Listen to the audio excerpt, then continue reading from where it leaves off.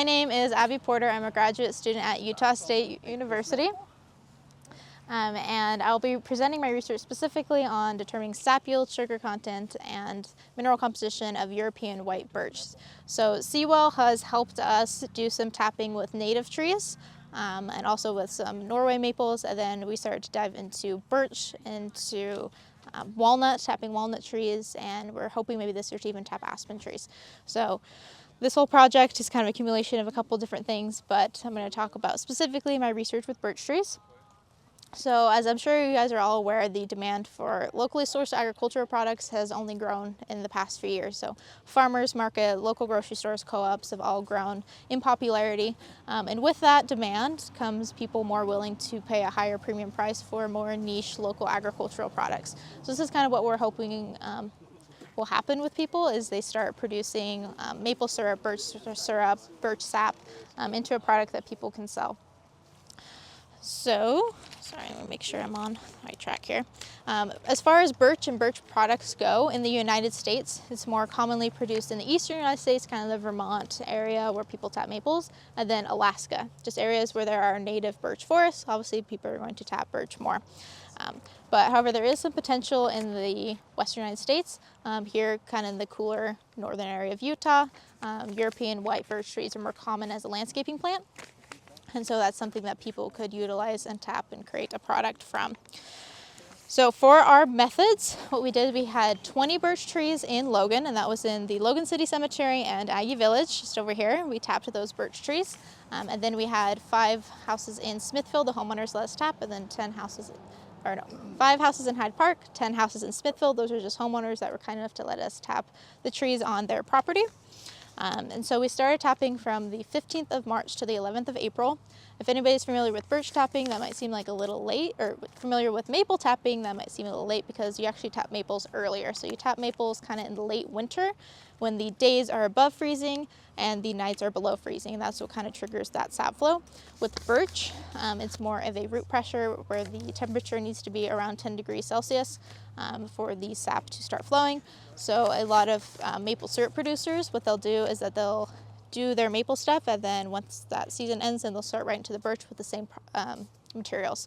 So birch, maple, similar tapping. So we use those buckets, those 3-gallon that I have hanging right there, and a 5/16 spile. So you just take a drill, go in and out about an inch or so, and then you tap that in there, then hang the bucket, and then every day for about that month, we checked the sap yield of each tree and then the sugar content.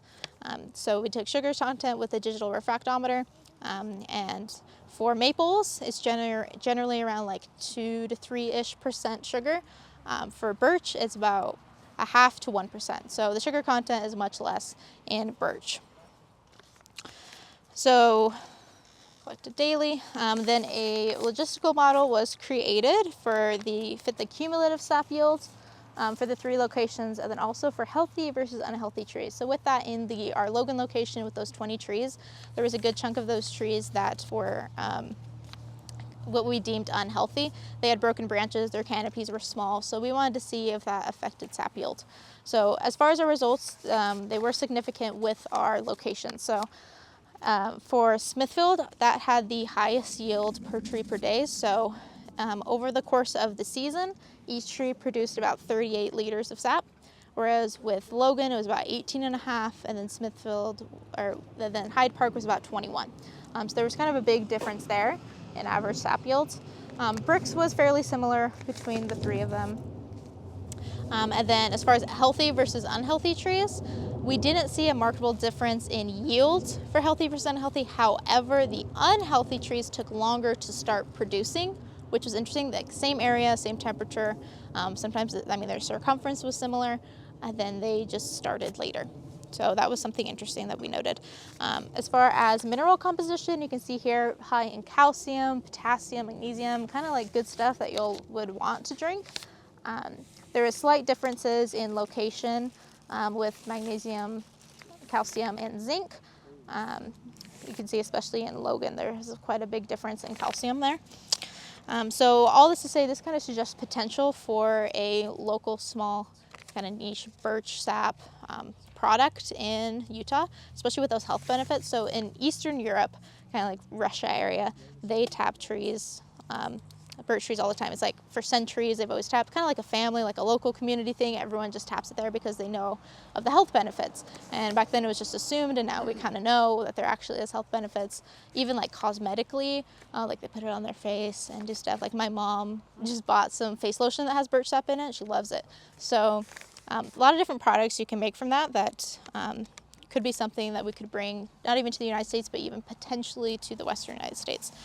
More research does need to be done for optimizing sap yield. When we first started tapping the trees, they immediately started like gushing, and so we're like, okay, well maybe if we started earlier, then we can kind of optimize that. But then you don't want to start too early because that can also affect yield. So with any sort of tapping, when to start is always really the hardest question to answer. And also just making sure it's sustainable to the tree. This is something we can do for years on end. So to conclude, Alyssa's going to pass around some birch sap. So this is a birch sap drink. I got this in Logan, the European Food Club store has them. And it's just birch juice. They added water, or they added sugar and some citric acid. So this is a little sweeter than what comes like straight out of the tree. Straight out of the tree, it is slightly sweet, but it tastes more just like water.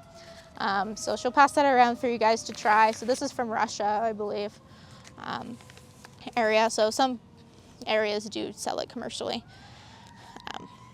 So yeah, we're thinking that there is a possibility for like a local market if people have, birch trees in their yard. Maybe this is something they could do, sell at a farmer's market.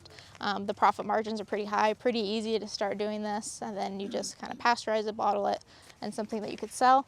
If you guys know, so birch syrup is a lot harder to make. It's about 120-ish gallons of sap to make 1 gallon of syrup.